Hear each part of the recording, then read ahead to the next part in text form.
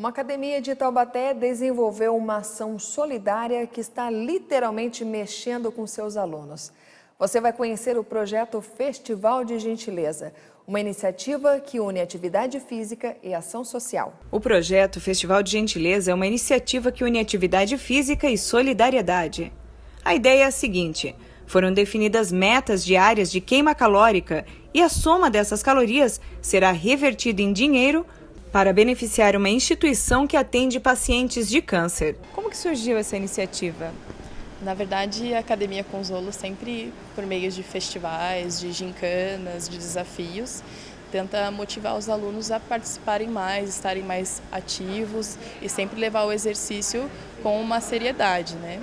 Então, normalmente tem desafios, tem gincanas e eles tendem a participar mais, estar mais conosco, então a frequência aumenta, né? E assim a gente atinge também outras pessoas que olham e falam, nossa, que legal, né? Eles sempre têm uma motivação a mais para estar indo na academia, mesmo com chuva, com sol, com mudança de horário e tudo mais. E aí a ideia do festival é apenas ser um festival, né? Uma coisa que eles vão participar, não se ganha nada material, mas se doa muito. E nesse Festival de Gentilezas, a instituição não é a única e nem a maior beneficiada, não. Sim, o maior beneficiado mesmo somos nós, né? Porque fazendo exercício é ótimo pra gente e ainda ajudamos os outros. Vale a pena então suar a camisa para ajudar o próximo? Só vale. É tudo de bom.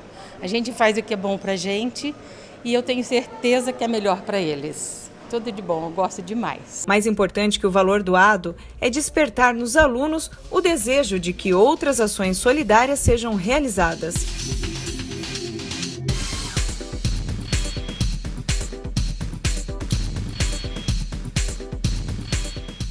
Dados indicam que 200 mil pessoas sofrem com Parkinson no país.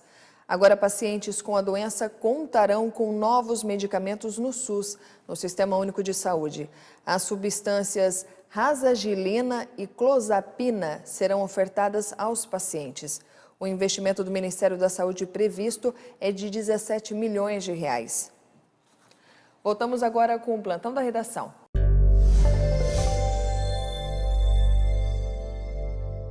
A Prefeitura de São José dos Campos notificou 44 mil motoristas com multas de trânsito em atraso para quitar a dívida até o dia 20 de dezembro.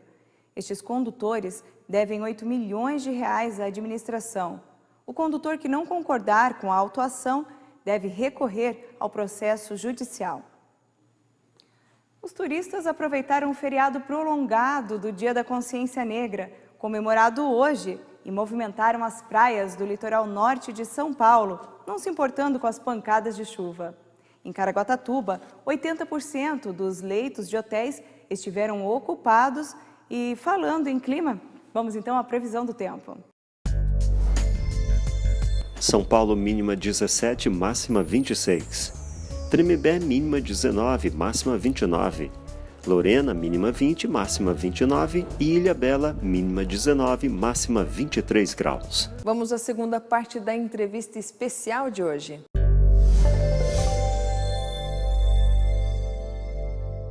Você está preparado para a quarta revolução industrial?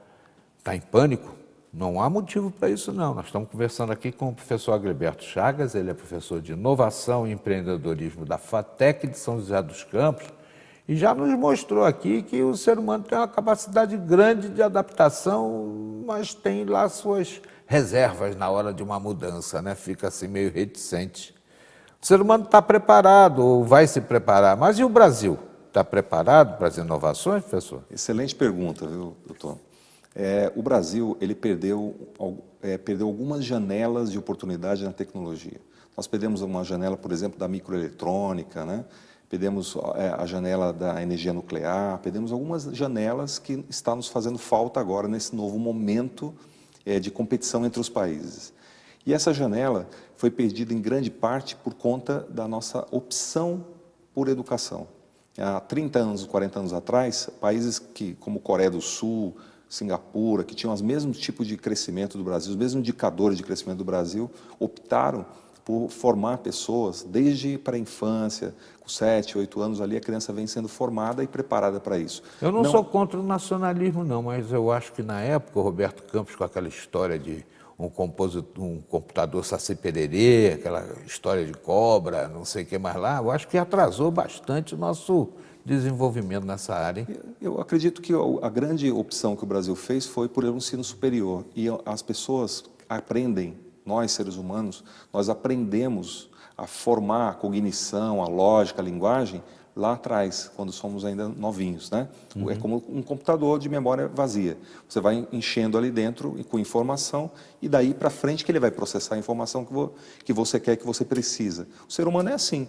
Lá embaixo, quando ele tem 5, 6 anos, ele começa a formar a cognição e é ali que você tem que dar reforço na educação, não só do ponto de vista formal, a matemática, línguas, física, química, todas as disciplinas das ciências, mas principalmente a comportamental, a que leva a uma atitude mais proativa, a trabalhar em equipe, a ter resultados, a ter a lógica orientada para resultados, né?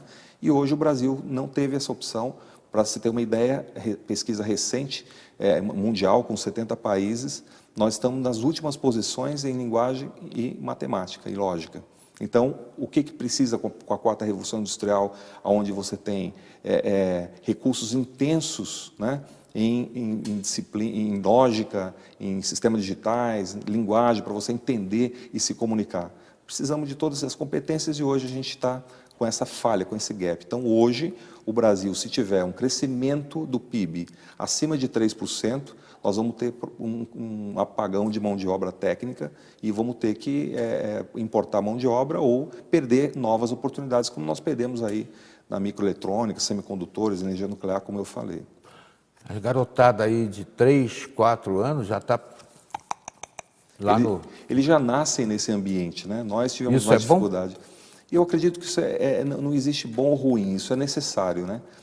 Como foi, eu imagino que em todas as rupturas tecnológicas tem o lado bom e o lado ruim, mas tem o lado necessário que a gente não tem como fugir. Essa é a racionalidade que nós precisamos ter. Hoje a criança, até os pais aí que estão nos assistindo, precisa dosar, mas precisa também entender que é necessário para que ele entre no mercado competitivo, para que ele entre com uma boa preparação, que ele use a tecnologia, obviamente com bastante cuidado para não passar por conteúdos inapropriados, mas é um mal necessário.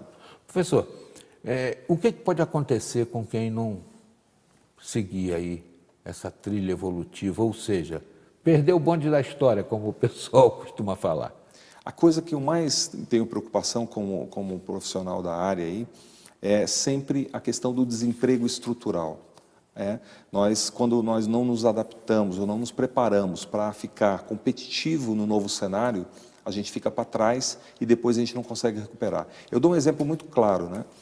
Eu, por exemplo, esse ano faço 50 anos, o que acontece comigo hoje? A prioridade da formação da minha família são meus filhos, já não sou mais eu. Então eu tenho dificuldade, às vezes, de bancar com a minha renda a minha formação e a dos meus filhos. Então, o que acontece? Se eu tiver um desemprego, eu não estiver preparado, eu não vou conseguir mais me formar, porque tem meus filhos sendo capacitados, aí, necessitando de capacitação. Então, esse é o gap que a gente chama de desemprego estrutural. Esse desemprego estrutural, o país pode realmente sofrer bastante com o seu futuro aí, se a gente não tomar cuidado. Então, a gente precisa estar sempre olhando as tendências, estudando. Mesmo hoje tem ensino à distância, tem várias outras ferramentas que nós podemos usar para justamente não ficar defasado e perder as oportunidades. A rede pública, por exemplo, ela está aparelhada, está equipada para dar esse plus que a sociedade precisa? Do ponto de vista de recursos, nós vimos aí nessas pesquisas que eu acabei de citar, que o recurso para formação de mão de obra, para formação de profissionais aí, ela é adequada assim no Brasil, tem recurso. O problema do Brasil, que é um mal endêmico, é a gestão, né? As prioridades de uso do recurso, elas são tem erros muito grotescos, né? Por exemplo, mais de 85% hoje da verba de educação, ela fica no meio e não no fim. O fim da educação é sala de aula, professor, aluno ou sistemas educacionais, ferramentas e tal, e não na burocracia, nos desvios, construção de prédios e coisas que realmente nós sabemos que o fundamental é lá na ponta, onde está o ser humano sendo educado. Quero agradecer ao professor Agilberto Chagas, é professor de Inovação e Empreendedorismo da FATEC, que esteve aqui conosco, desmistificou essa história da quarta revolução industrial e deixou para você a mensagem de que não deve perder o bonde da história e deve se preparar, ao invés de ficar acomodado e achar que está tudo perdido. Não tem nada perdido, tem muito espaço a conquistar. Nessa edição, você viu o aumento de alunos da terceira idade nas academias. Como o projeto de lei Escola Sem Partido está repercutindo na nossa região. A resolução da ANAC que permite cobrança extra por despacho de bagagens pelas companhias aéreas pode ser revogada. E estes são alguns dos destaques mais importantes desta edição. Você pode rever todas as nossas reportagens em nosso portal repórtersetorial.com. Acesse, compartilhe. Visite também nossa página no Facebook, Instagram e o nosso canal no YouTube. Nós temos um encontro marcado nas redes sociais e na sua TV digital. E lembre-se, a boa notícia é: quando Jesus voltar, todo olho verá.